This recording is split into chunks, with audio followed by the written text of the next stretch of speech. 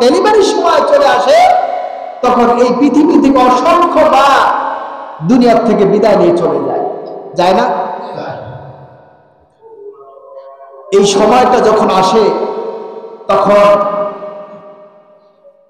পরামর্শ করা হয়, এমন একটা মুহূর্ত আসে যখন ডাক্তার বলে সন্তান বাঁচাতে হবে অথবা মা বাঁচাতে হবে। পৃথিবীর সবার কাছে যখন পরামর্শ করা হয় এমত অবস্থায় কি করতে হবে, কি করা উচিত, সকলে বলে যে আমার গাছ দরকার, ফল পরেও পাওয়া যাবে, গাছ থাকলে ফল পরে পাওয়া যাবে, মা যদি বেঁচে থাকে সন্তান পাওয়া যাবে, আপনি সন্তানকে নষ্ট করে ফেলবেন, সন্তান মারা যায় যা, মা যেন কিছু না। কিন্তু একজন মায়ের কাছে যখন, ওই গর্ভবতী মায়ের কাছে যখন জিজ্ঞেস করা হয় এই মুহূর্তে আপনার কি মতামত, সে একই উত্তর দেয় যে আমি তো দীর্ঘদিন দুনিয়া ছিলাম, আমি দুনিয়ার আলো বাতাস দেখেছি, আমার সন্তান আলো বাতাস দেখে নেয়, আমার সন্তানকে নষ্ট করবো তা আমি চাই না। الحمد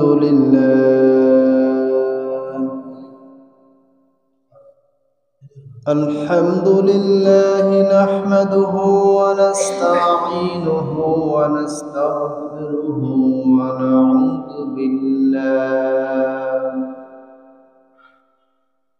ونعوذ بالله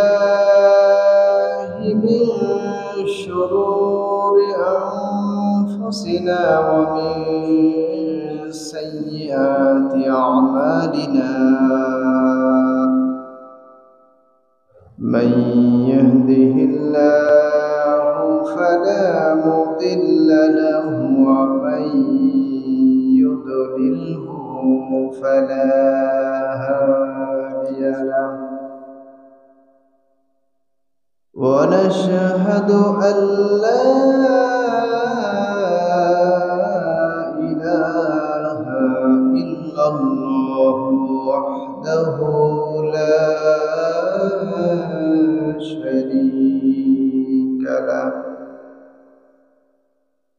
ونشهد أن سيدنا وحبيبنا ومولانا محمدا عبده ورسوله الذي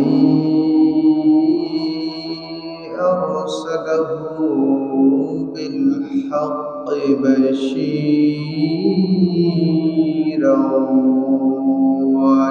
ونذيرا وداعيا إلى الله بإذنه وسراجا وقمرا منيرا،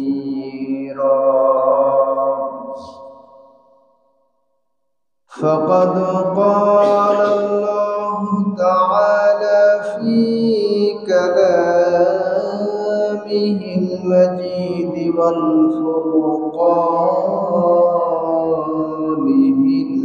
الحميد: أعوذ بالله من الشيطان الرجيم، بسم الله الرحمن الرحيم: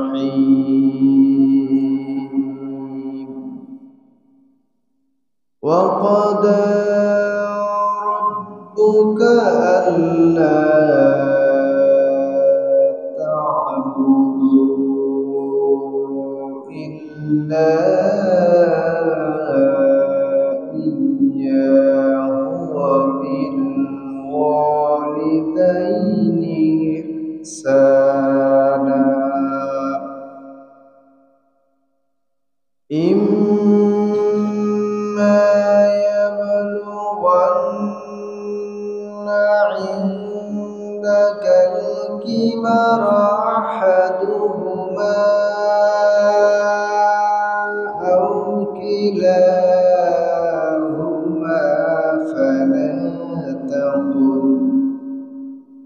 فلا تقل لهما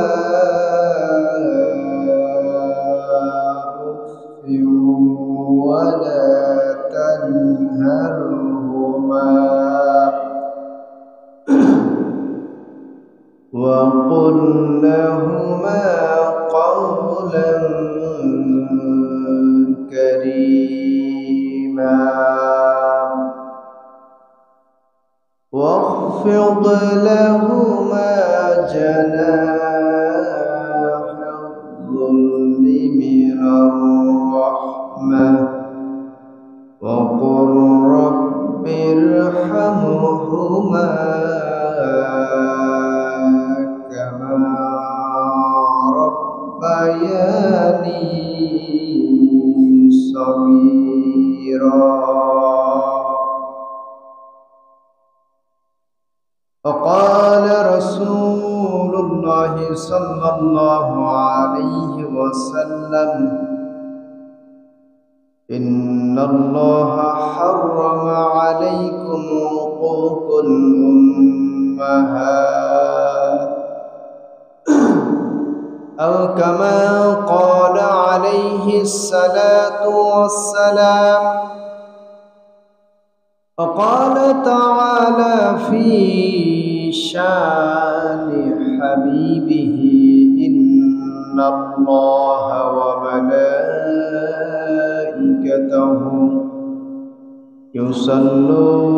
يصلون على النبي يا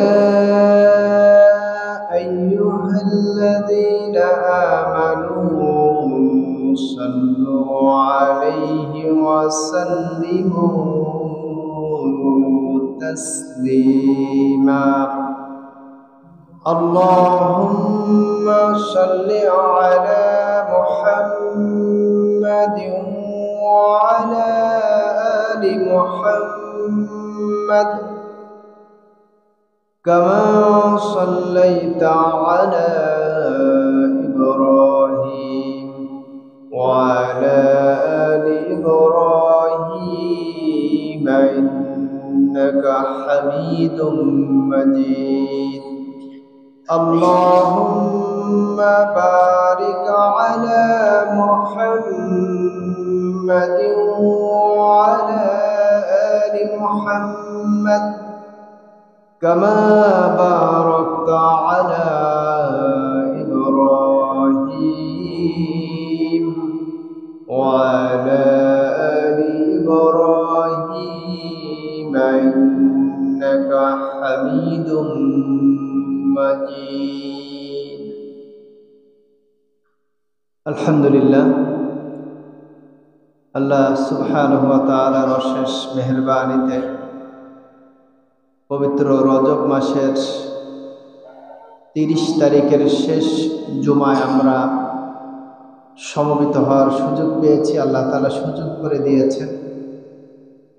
আমাদের সামনে রমজান মাস আগত, কালকে থেকে শাবান মাস শুরু হয়ে যাবে, আর মাত্র একটি মাস বাকি আছে রমজানের। আল্লাহ রসুলের শিখানো সেই দোয়া আমরা সকলে পড়ছি, আল্লাহুম্মা বারিক লানা ফি রজব ওয়া শাবান ওয়া বাল্লিগনা রমাদান। হে আল্লাহ তাআলা, আপনি আমাদেরকে রজব এবং শাবান মাসে বরকত দান করো এবং রমজান পর্যন্ত পৌঁছিয়ে দাও। সকলে বলে আল্লাহুম্মা আমিন। আল্লাহ সুবহানাহু ওয়া তাআলার প্রিয় নবী জনাবে মুহাম্মদ রাসূলুল্লাহ সাল্লাল্লাহু আলাইহি ওয়াসাল্লামের মক্কি জীবন নিয়ে আমরা আলোচনা করতেছিলাম। সেখান থেকে আমরা আল্লাহ রসুলের মেরাজের ঘটনার সাথে পরিচিত হলাম। পাশাপাশি আমরা মেরাজ থেকে আনিত কিছু বিধান, কিছু নিয়ম কানুন, কিছু নিয়ম নীতি আল্লাহ রসুল সাল্লাল্লাহু আলাইহি ওয়াসাল্লামকে যেটা দিয়েছিলেন উম্মতে মুহাম্মাদের জন্য, তার ভিতরে একটা ছিল সূরাতুল বনী ইসরাঈলের 23 নম্বর আয়াত থেকে 36 নম্বর আয়াত পর্যন্ত কিছু বিধান আল্লাহ তাআলা মানুষকে অবহিত করার জন্য প্রেরণ করেছিলেন। সেখান থেকে আমরা আলোচনা শুনতেছিলাম। আল্লাহ রাব্বুল আলামিন ঘোষণা করেছিলেন যে ওয়াকাদা রাব্বুকা আল্লা তা'বুদু ইল্লা ইয়্যাহু। এই আয়াতের আমরা ব্যাখ্যা শুরু করেছিলাম যে আল্লাহ তাআলা নির্দেশ করেছেন যে তার ব্যতীত অন্য কারো তোমরা উপাসনা করবে না। পৃথিবীতে আল্লাহর পরে যার মর্যাদা, যার সম্মান বেশি রেখেছেন, যাকে সবচেয়ে বেশি গুরুত্ব দেওয়ার কথা কুরআনুল কারীমে বলেছেন, রাসূলের সুন্নাহ দিয়ে যারা আমরা জানতে পাই তারা হচ্ছেন পিতা এবং মাতা। সুবহানাল্লাহ। আল্লাহ রাব্বুল আলামিন এই জন্য আল্লাহর ইবাদতের পরে পিতামাতার গুরুত্ব দিয়ে আল্লাহ তাআলা বলেছেন ওয়াবিল ওয়ালিদাইনি ইহসানা, তোমরা পিতামাতার প্রতি সদাচরণ করবা। এক, আল্লাহর ইবাদত করবা, এই ইবাদতের সাথে কাউকে শরীক করবা না। আর দুই হচ্ছে এই পৃথিবীতে আসার জন্য তোমার জন্য সবচেয়ে যে বেশি কষ্ট করেছে, সবচেয়ে যে ভূমিকা রেখেছেন তিনি হচ্ছেন পিতামাতা।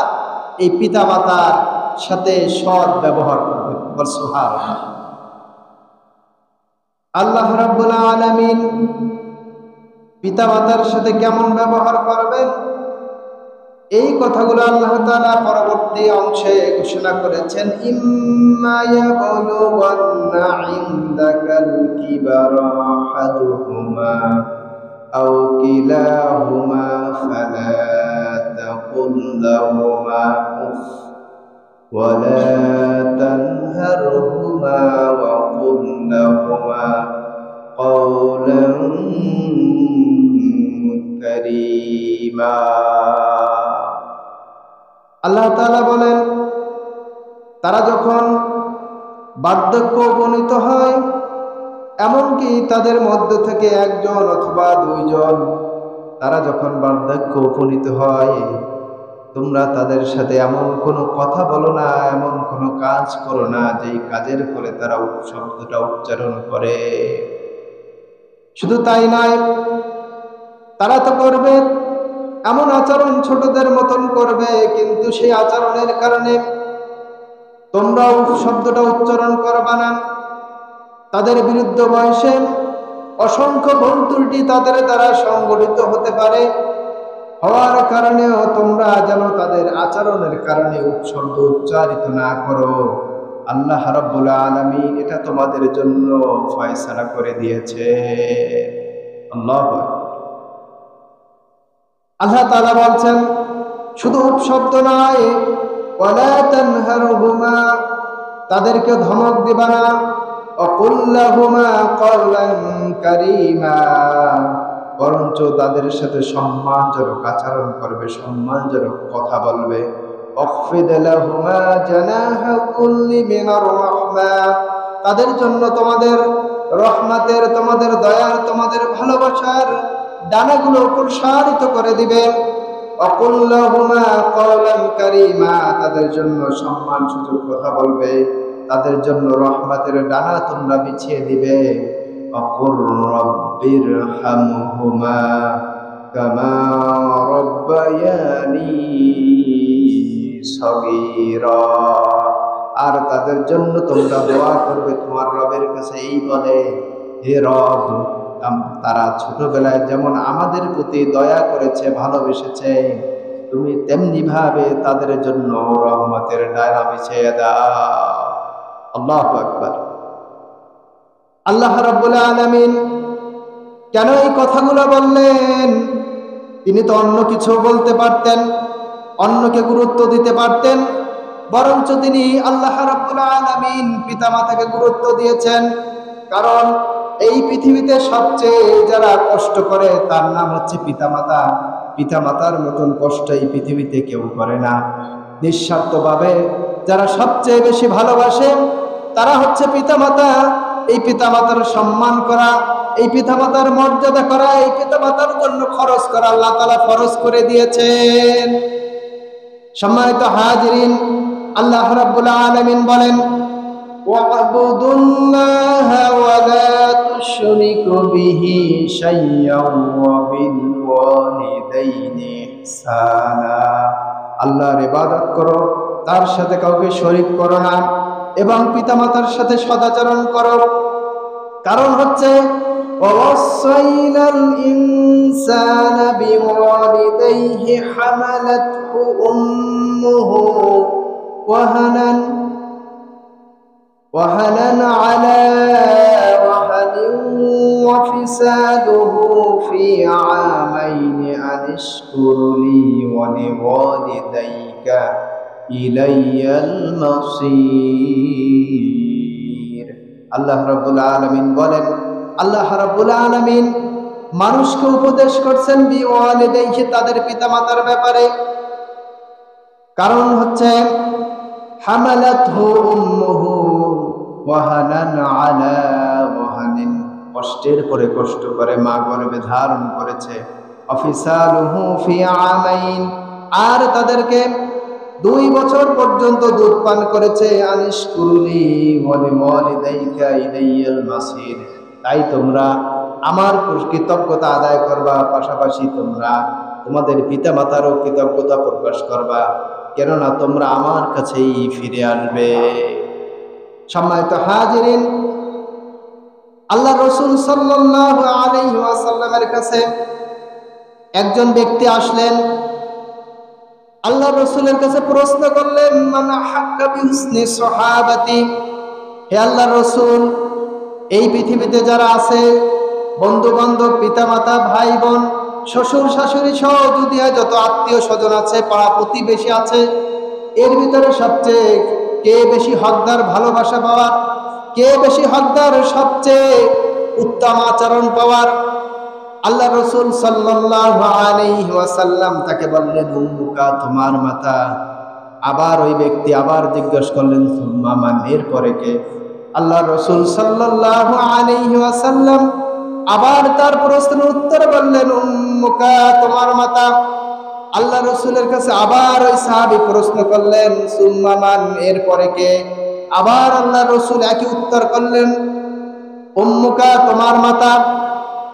এরপরে আবার প্রশ্ন করার পরে চতুর্থবারে বললেন, আবুকা, তোমার পিতা।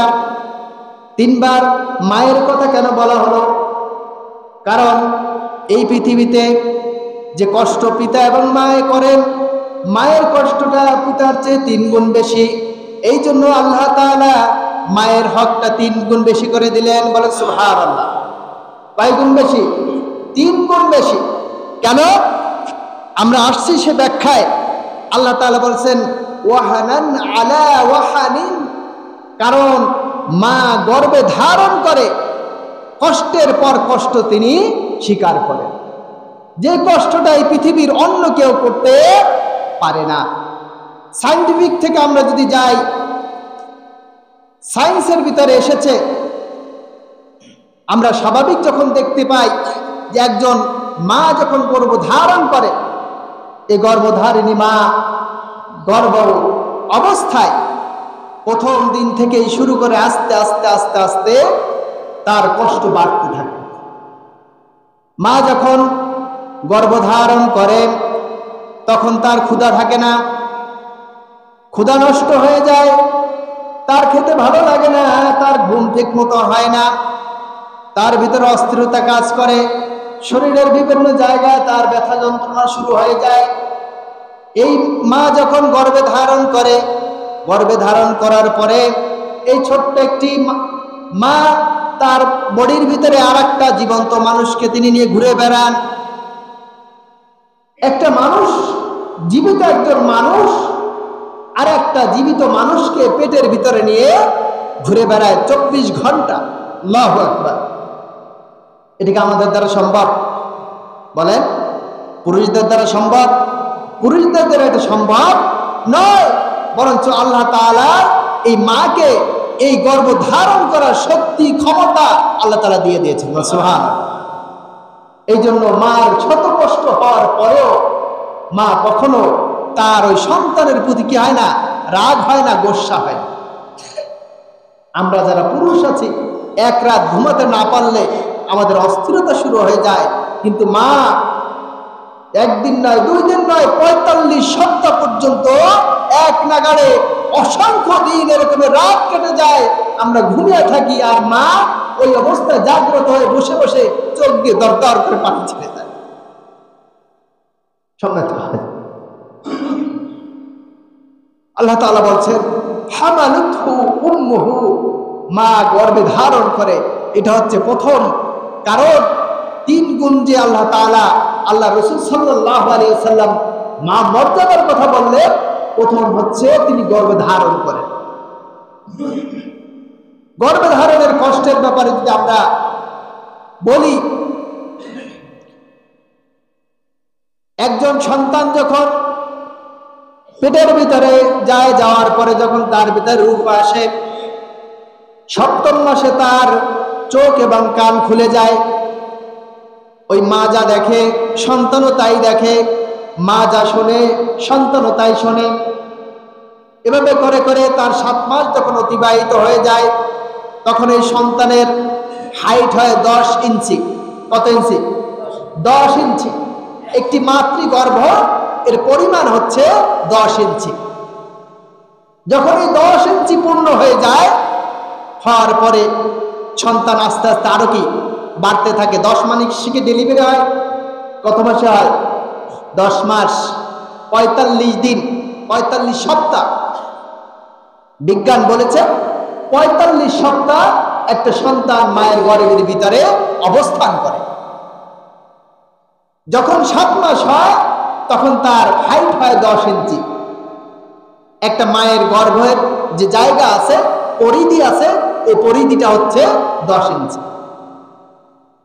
এরপরে আরো কয় মাস থাকে? 3 মাস বা 2.5 মাস। এই সময়ের ভিতরে এই সন্তান আরো কি হয়? বাড়তে থাকে। বাড়তে বাড়তে একটা পর্যায়ে এই সন্তান যখন জায়গা খুঁজে পায় না, সে কি এরপরে আস্তে আস্তে যখন বাড়তে থাকে, তখন তার পাটা মায়ের কলিজার দিকে ফিরিয়ে দেয়। কোথায় ফিরায়? কলিজার দিকে ফিরায়। এরপরে সে আস্তে আস্তে মায়ের গর্ভে জায়গা করার জন্য মায়ের কলিজা আস্তে আস্তে লাথি মারতে শুরু করে। কি মারে? লাথি মারে। এই সন্তান তার মায়ের গর্ভে 1 বার নয়, 2 বার নয়, 4,500 লাথি মারে। আল্লাহু আকবার। কয় হাজার? 4,500। এখানে যে আমরা বৃদ্ধ হয়ে গেছি, আমরা যারা যুবক আছি, আমরা যারা ছোট্ট আছি, সকলেই লাঠিগুলা মেরেই ওই গর্ভ থেকে বের হয়েছে। বিজ্ঞান বলছে একজন সন্তান বুকের ভিতরে যে লাথি মারে, এই লাথির একটা লাথি যদি কোনো পিতার কলিজার ভিতরে মারা হতো, সাথে সাথে ওই পিতা বেহুশ হয়ে যেত, সাথে সাথে, কোনো দেরি হতো না। সেই মা 4,500 লাথি খেয়ে তার গর্ভের সন্তানকে বাঁচিয়ে রেখেছে। সুবহানাল্লাহ। কখনো এটা বলে নাই যে এটাকে কি করো, ফেলে দাও, আমার সহ্য হচ্ছে না।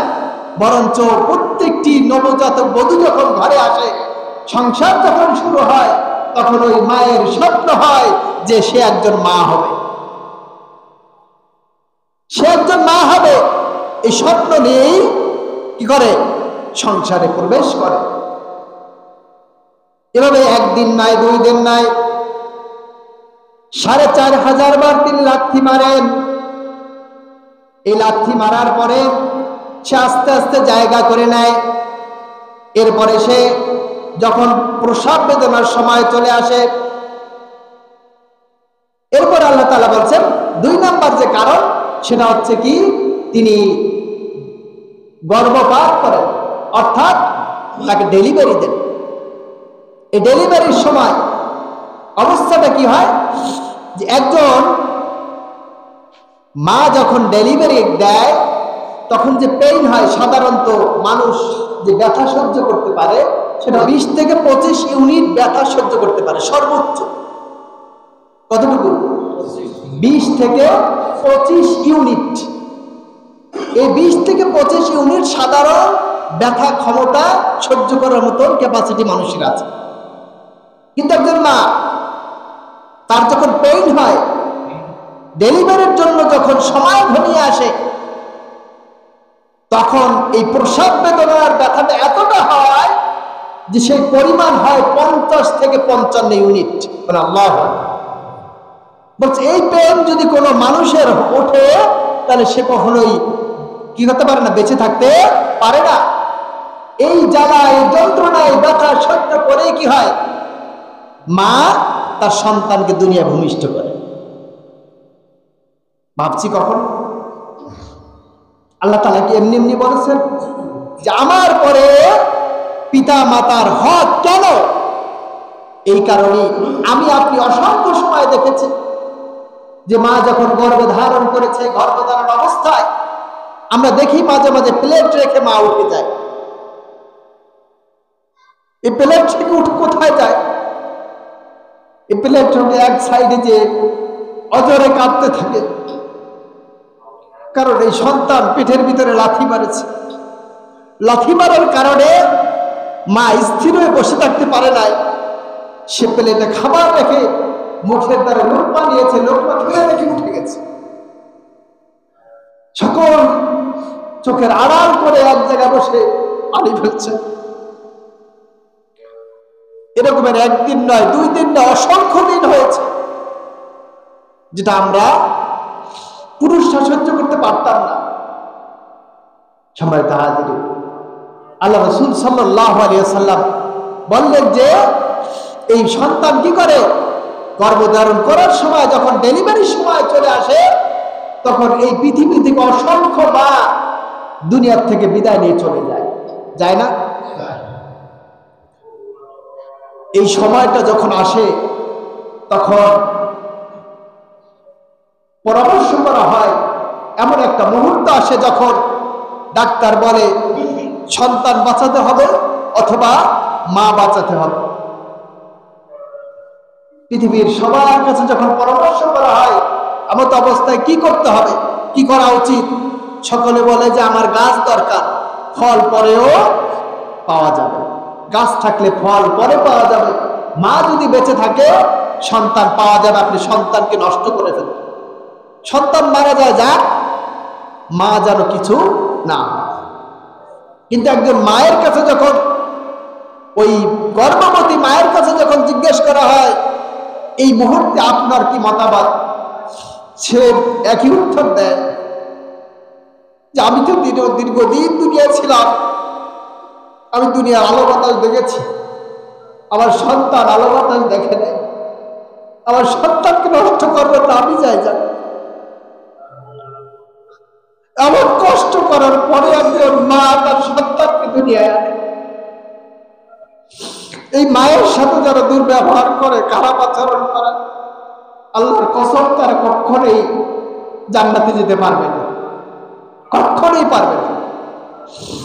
সম্মানিত হাজিরিন, আল্লাহ তাআলা বলছেন এইভাবে করে করে এরপরে সন্তানকে দুনিয়ায় আনে, তার দায়িত্ব শেষ হয়ে যায় না। এই সন্তান দুনিয়া আসার পরে তাকে দুধ পান করানোর দায়িত্বটা মায়ের ঘরে চলে আসে। আল্লাহ, একদিন 2 দিন নয়, 1 মাস 2 মাস নয়, দীর্ঘ 2টি বছর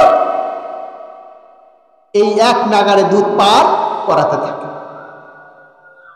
যে কষ্টটা আমরা তো হয়তো মনে করি স্বাভাবিক দুধ পান করে কি হয়, এটা কষ্ট হয়। একজন মায়ের কাছে যে আপনি শুনবেন যে দুধ পানানোর সময় কষ্ট হয় কি, আল্লাহ তাআলা কানেকশন তৈরি করে দেন। ডেলিভারির সময় এই যে মায়ের যে দরদ, ভালোবাসা সন্তানের জন্য কেন হয়, কারণ ডেলিভারির সময় আবার লাস্ট 3টা লাথি মারে। কয়টা? 3টা লাথি মারে। যখন ডেলিভারির সময় চলে আসে, সে দুনিয়া আসার জন্য অস্থির হয়ে যায়, আর সেই অস্থিরতার জন্য সে বের হতে চায়। এই বের হতে গিয়ে মায়ের পেটে সর্বশেষ 3টা লাথি মারে। প্রথম লাথিতে মায়ের যে পর্দা থাকে, এই বের হওয়ার জন্য যারা এর মুখে 52টি পর্দা থাকে। কয়টা? এই 52টি পর্দা এক লাথিতে ফাটাই ফেলে। এক লাথিতে 52টা পর্দা ফাটানোর পরে দ্বিতীয়বার যখন লাথি মারে, তারপরে সর্বশেষ আরো 7টা পর্দা ফেটে যায়। এরপরে সর্বশেষ যেটা হয়, একটা লাথি মারে কলিজার ভিতরে, কলিজার যে পর্দাগুলো আসে, কলিজার পর্দাগুলো ফেটে যায়।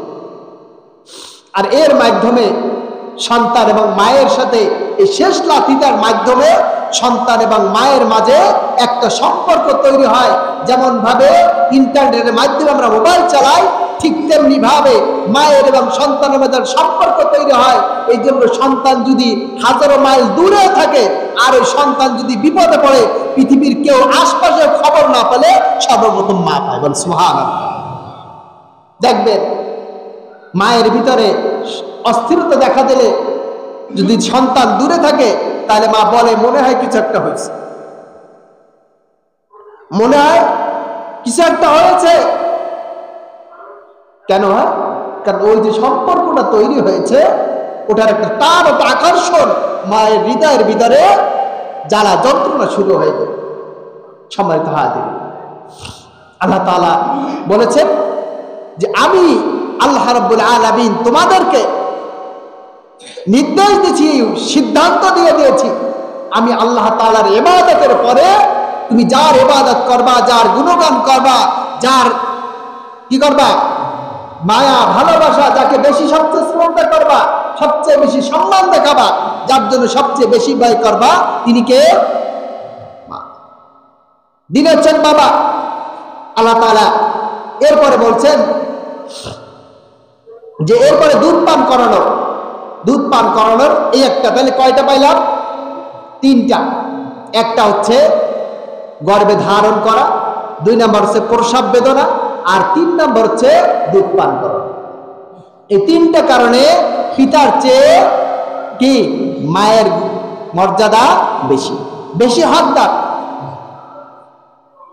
4টা যদি কলা থাকে, এই 4টা কলার বন্টনে আসে, তাহলে মা পাবে কয়টা? আর বাপ পাবে কয়টা? একটা। তাহলে ইসলাম কি মাকে ঠকিয়েছে, নারীকে ঠকিয়েছে না জিতিয়েছে? জোরে বলেন, জিতাইছে। কিন্তু আমাদের কিছু সুশীল, ওরা সুশীল না, ওরা কুশীল।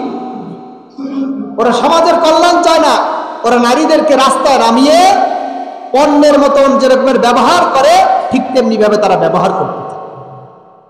ইসলামী প্রকৃতপক্ষে মায়ের মর্যাদা দিয়েছে। সম্মানিত হাজির, وحمله وفصاله 30 شهرا। আল্লাহ তাআলা বলেন ওয়াসাইনাল ইনসানা বিওয়ালিদাইহি ইহসানা, আমি আমার মানব জাতিকে এই কথা, এই পরামর্শ দিয়েছি, এই নির্দেশ দিয়েছি, ইহসানান সৎ কাজ করার জন্য। হামালাতহু উম্মুহু কুরহা, কেননা একজন মা কষ্টের পর কষ্ট করে তাকে গর্ভে ধারণ করে। ওয়াহামলুহু ওয়া ফিসালুহু 30 শাহরা, এরপরে 30 মাস পর্যন্ত সন্তানকে দুধ পান করায়। হাত্তা ইদা বালাগা আশুদ্দা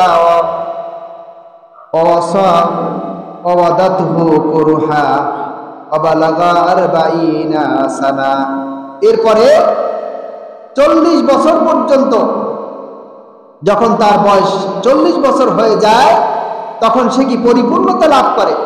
ক্বালা রাব্বি আউযিনি আন আশকুরা নি'মাতাকা আল্লাতী আন'আমতা আলাইয়া ওয়া আলা ওয়ালিদাইকা। এরপরে আল্লাহ তাআলা বলছেন এবার কি করতে হবে, তুমি কৃতজ্ঞতা স্বরূপ সে বলতে থাকে, রব্বি, হে আমার রব, তুমি তোমার এই সেই সব নিয়ামতের শুকরিয়া আদায় করি যা তুমি আমাকে দিয়েছ, আমার পিতা মাতাকে দান করেছ। একজনের বয়স যখন 40 বছর হয়ে যায়, তখন সে কি পরিপূর্ণ একজন যুবক বা যুবতী হিসেবে পরিগণিত হয়ে যায়। এরপরে আস্তে আস্তে কি হয়, সে বৃদ্ধ বয়সে চলে যায়। 40 বছর না হওয়া পর্যন্ত কারো জ্ঞান, কারো বুদ্ধি পরিপক্কতা লাভ করে না। এই জন্য পৃথিবীতে যত নবী রাসূল এসেছেন প্রত্যেকে নবুয়ত পাইছেন কত বছর বয়সে? 40 বছর বয়সে। কারণ 40-এর একটা কি আছে, গুরুত্ব রয়েছে। এরপর আল্লাহ তাআলা বলছেন যে আন মুগীরা রাদিয়াল্লাহু তাআলা আনহু আনিন নবী সাল্লাল্লাহু আলাইহি ওয়াসাল্লাম قال ان الله حرم عليكم حقوق الامهات। হযরত মুগীরা রাদিয়াল্লাহু তাআলা আনহু হতে বর্ণিত, তিনি বলেন রাসূল করিম সাল্লাল্লাহু আলাইহি ওয়াসাল্লাম বলেছেন, নিশ্চয়ই আল্লাহ তাআলা তোমাদেরকে পিতামাতার অবাধ্যতাকে হারাম করে দিয়েছেন। কি করেছেন? হারাম করে দিয়েছেন। এর আগে আমি একদিন আপনাদেরকে 10টা উপদেশ শুনাইছিলাম, মনে আছে? হ্যাঁ, আল্লাহ রসুলের পক্ষ থেকে 10টা উপদেশ দেওয়া ছিল। সেই উপদেশের ভিতরে একটা ছিল যে তুমি তোমার পিতামাতার সাথে সৎ ব্যবহার করবা, ভালো আচরণ করবা, যদিও তিনি তোমাদেরকে তোমার সম্পদ থেকে বেদখল করে দেয়। কথা কি বলছেন? যদিও কি করে, সম্পদ থেকেও বেদখল করে দেয়, তারপরে তুমি কি করবে না, তাদের সাথে খারাপ আচরণ করবে না। কার কথা? আল্লাহর কথা। এরপরে আল্লাহ রাসূল সাল্লাল্লাহু আলাইহি ওয়াসাল্লাম বলেছেন যে 3টি জিনিসকে হারাম করা হয়েছে আর 3টি জিনিস অপছন্দনীয় করা হয়েছে। তার ভেতরে একটা হচ্ছে, প্রথম যেটা, সেটা হচ্ছে পিতামাতার অবাধ্যতাকে হারাম করা হয়েছে। কোনোভাবেই পিতামাতার অবাধ্য হওয়া যাবে না। যদি তারা, যে বলা হচ্ছে জাহাদাকা লিতুশরিকা বি মা লাইসা লাকা বিহি ফালা তুতিহুমা, শুধুমাত্র একটা কারণে তাদের সাথে কি করা যাবে, তাদের কথা মানা যাবে না, কিন্তু তাদের অবাধ্য হওয়া যাবে না, তাদের সাথে খারাপ আচরণ করা যাবে না। তাদের একটা কথা মানা যাবে না, সেটা হচ্ছে যদি শরীর বিরোধী কোনো কাজে তারা বাধ্য করে, সেই কাজটা করা যাবে না। এই আয়াতটা নাজিল হওয়ার পিছনে কারণ ছিল যে আল্লাহ রসুলের সাহাবী তিনি কি করতেন, যে ইসলাম গ্রহণ করেছিলেন, ইসলাম গ্রহণ করার কারণে তিনি বললেন যে তুমি যদি ইসলাম ত্যাগ না করো, মুহাম্মদকে যদি ত্যাগ না করো, তাহলে আমি তোমার সাথে কথা বলবো না, আমি খাবার দেওয়া বন্ধ করে দিলাম। এই জন্য আল্লাহ রাসূল সাল্লাল্লাহু আলাইহি ওয়াসাল্লাম ওই সাহাবীদের ব্যাপারে অপেক্ষা ছিলেন আল্লাহর বিধানের, যে আল্লাহ তাআলা কি আয়াত নাজিল করেন। তখন আল্লাহ তাআলা আয়াত নাজিল করে দিলেন যে যদিও তোমাদেরকে কি করা হয়, এমন কোন নির্দেশ করা হয় যে নির্দেশ আল্লাহর বিরোধী হয়ে যায়, রসুলের বিরোধী হয়ে যায়, তখন তুমি তাদের সাথে এই কথাগুলো মানবে না। তবে ওয়াসাহিবহুমা ফিদ দুনিয়া মারুফা, তবে দুনিয়ার জীবনে তুমি তাদের সাথে সদাচরণ করবে। সুবহানাল্লাহ। তাহলে কি করতে হবে, এমন তো অবস্থায়ও তাদের সাথে সদাচরণ করতে হবে। হযরত আসমা রাদিয়াল্লাহু তাআলা আনহু আল্লাহ রসুলের সম্পর্কে শালী ছিলেন, তিনি মুশরিকা ছিলেন।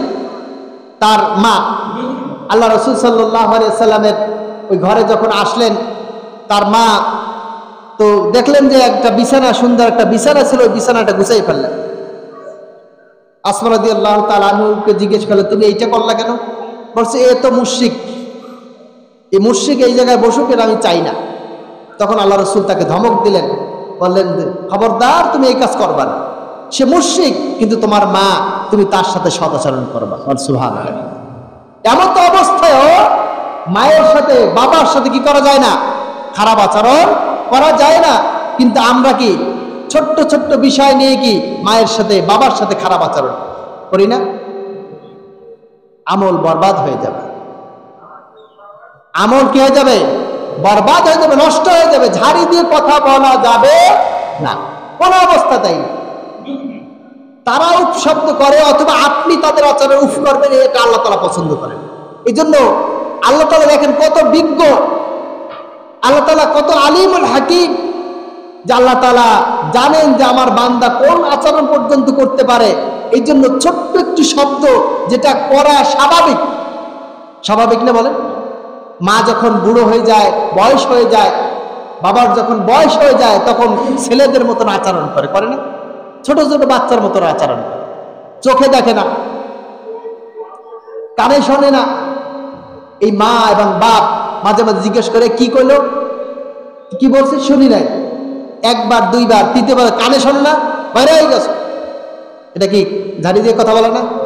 এটা কি উপশব্দ না? এই একেবারে তোমার তো বিরক্ত হয়ে গেল, বলি না আমরা? যে কোনো কারণে হই না কেন, কথাগুলো আমরা অনায়াসে বলে ফেলি। আল্লাহ তাআলা বলছেন, সে 1400 বছর আগে আয়াত নাযিল করে জানিয়ে দিলেন, হে আমার বান্দারা, জেনে রাখো, মা যদি কোনো আচরণ এমন করে যে আচরণ শোনার পরে তোমার উপশব্দ করতে হয়, তুমি সহ্য করে নেবা, তুমি উপশব্দ করবে না। সুবহানাল্লাহ। আমাদের আছে সমাজে, কথা বলেন, বিয়ে করার পরে বউ নিয়ে আমরা কি যার যার মতো আলাদা হয়ে যায়। মা কোথায় খাইলো, কোথায় থাকলো, কি পড়লো, কি করলো, এটা আমাদের দেখার বিষয় হয়।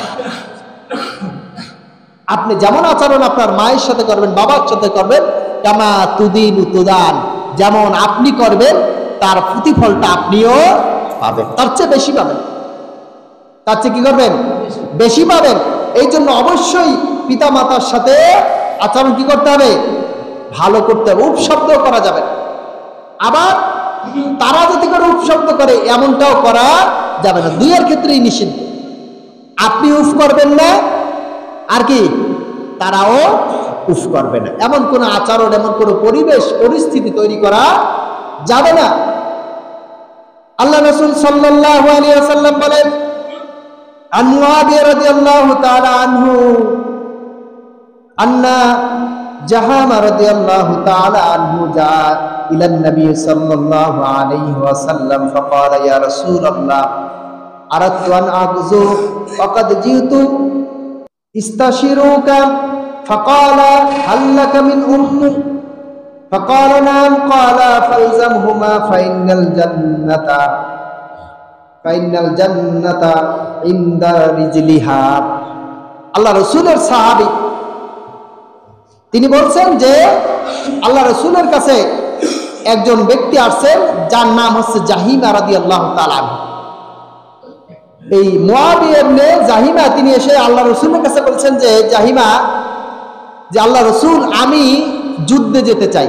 কোথায় যুদ্ধে যাওয়াটা কি নফল নাকি ফরজ? ফরজ। কিন্তু এই জাহিমা রাদিয়াল্লাহু তাআলা আনহু আল্লাহ রাসূলের কাছে আসলেন, বললেন, ইয়া রাসূলুল্লাহ, আমি যুদ্ধে যেতে চাই। বলছেন, হাল্লাকা উম্মু, তোমার কি মা জীবিত আছে? বলছে, না। বলছে, হ্যাঁ আছে তো। বলছে, ফালজামহুমা, তুমি তার কাছে চলে যাও এবং তার খেদমত করো, কারণ হচ্ছে তার পায়ের নিচে তো তোমার জন্য জান্নাত। বল সুবহানাল্লাহ। কার পায়ের নিচে? মায়ের পায়ের নিচে। মায়ের পায়ের নিচে হচ্ছে জান্নাত। আল্লাহ রাসূলের কাছে আরেকজন সাহাবী বললেন, মাল আব, পিতা মাতা কি? বলছে, হুমা জান্নাতুকা ওয়া নারুক, তারা হচ্ছে তোমার জন্য জান্নাত অথবা তোমার জন্য জাহান্নাম। কে বলেন তো? পিতা মাতা, তারা জান্নাত অথবা জাহান্নাম। তাদের সাথে যদি ভালো আচরণ করা যায়, তাদের সাথে যদি ভালো ব্যবহার করা যায়, তাদের সাথে যদি উত্তম আচরণ করা যায়, তাহলে আপনার আমার জন্য, এবং তারা যদি রাজি হয়ে যায়, খুশি হয়ে যায়, আল্লাহ রাসূল বলছেন, রিদা রাব্বি ফি রিদাইল ওয়ালিদাইন ওয়া সাকাতাহু ফি সাকাতিল ওয়ালিদাইন। পিতামাতার সন্তুষ্টিতে কার সন্তুষ্টি? আর পিতামাতার অসন্তুষ্টিতে কার অসন্তুষ্টি? আল্লাহর অসন্তুষ্টি। বললেন যে তুমি কি করো? পিতামাতার খেদমত করো, কারণ হচ্ছে তার পায়ের নিচে কার জান্নাত? জোরে বলেন, সন্তানের জান্নাত। কিন্তু আমাদের জান্নাত কোথায়? আমরা তো মনে করি অন্য জায়গায় মনে হয় জান্নাত আছে। এমনকি একজন মানুষ তার যে সম্পদ কোথায় ব্যয় করবে, এ ব্যাপারে আল্লাহ তাআলা নির্দেশ দিয়ে দিয়েছেন যে ইয়াসআলুনাকা মাযা ইউনফিকু। আল্লাহ রাসূলকে জি বলতেছেন আল্লাহ তাআলা যে তোমার কাছে প্রশ্ন করে, জিজ্ঞেস করে, আমার সম্পদ কোথায় ব্যয় করো। কুল মা আনফাকতুম মিন খায়রিন ফালিল ওয়ালিদাইন ওয়াল আকরাবিন। আল্লাহ তাআলা বলছেন যে তোমার যে সম্পদ আছে হে নবী আপনি বলে দিন, আপনার কাছে যারা প্রশ্ন করে, যারা জানতে চায়, ওই জমানায় যে জানতে চাইছে এখন জানতে চায় না, জানার দরকার আছে না? এটা কি খালি ওই সাহাবীদের জন্য না আমাদের জন্য? আমাদের জন্য। বলছে যে পিতা মাতার তোমার যে সম্পদ কোথায় ব্যয় করবা তুমি, এই ব্যাপারে জিজ্ঞেস করে, তুমি বলে দাও কুল মা আনফাকতুম মিন খায়রিন ফালিল ওয়ালিদাইন, তুমি যে ভালো কল্যাণকর কাজের জন্য ব্যয় করবা, এই কাজের ভিতরে সর্বপ্রথম যিনি হকদার সেটা হচ্ছে পিতা মাতা। সুবহানাল্লাহ। তাহলে খরচটাকে কোন জায়গায় করতে হবে? জোরে বলেন, পিতা মাতার জন্য করতে হবে। আপনি একটা বাজেট করলেন, মাসে 10,000 টাকা ইনকাম আপনি করছেন, এই ইনকাম থেকে আপনার প্রথম খরচটা যাওয়া উচিত কোথায়? জোরে বলেন, পিতা মাতার জন্য। প্রথম খরচটা তার জন্য। তার জন্য আলাদা ঔষধের প্রয়োজন হতে পারে, তার অন্য কোনো প্রয়োজন হতে পারে, আপনি সর্বপ্রথম তার আলাদা করে রাখবেন। এটা হচ্ছে আমার মায়ের, এই মায়েরটা দিয়ে যখন আপনি শুরু করবেন, আল্লাহ তাআলা আপনার সম্পদের ভিতরে বরকত দিয়ে দেবেন। এটা আল্লাহ তাআলার ওয়াদা, আল্লাহ তাআলার ওয়াদা এটা। আল্লাহ রাসূল বলছেন যে তুমি যদি তোমার রিজিকের ভিতরে বারাকা চাও, তোমার হায়াত যদি দীর্ঘ করতে চাও, তাহলে তুমি তোমার মা বাবার খেদমত করো। সুবহানাল্লাহ বলবেন না?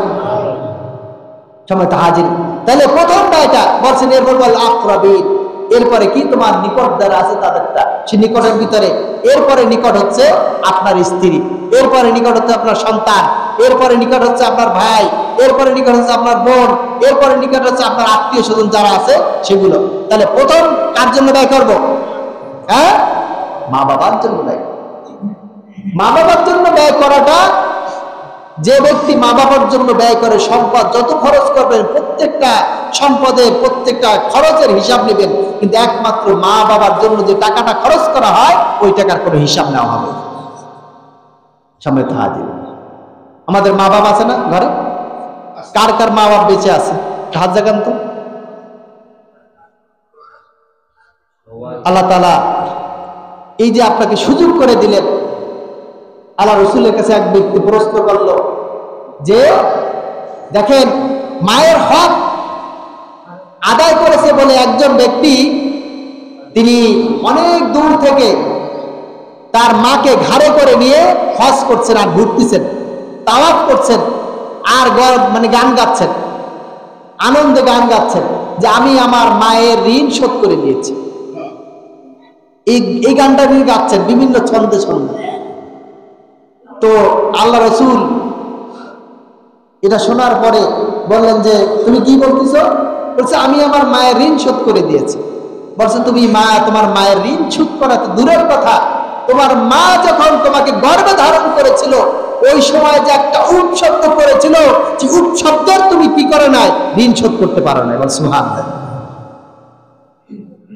একজন সন্তান যদি তার পিতামাতার ঋণ শোধ করার উদ্দেশ্য যদি জীবন্ত অবস্থায় তার এই বুকের চামড়াগুলো খুলে খুলে তারপরে যদি তার জন্য পাপড় বানিয়ে তাকে পড়তে দেয় আর ওই জুতা পরে পরে যদি শেষ করে ফেলে, তারপরও একজন মা তার গর্ভে ধারণ সহ দুধ পান করেছেন, এক ফোঁটা দুধের দাম পরিশোধ হবে না।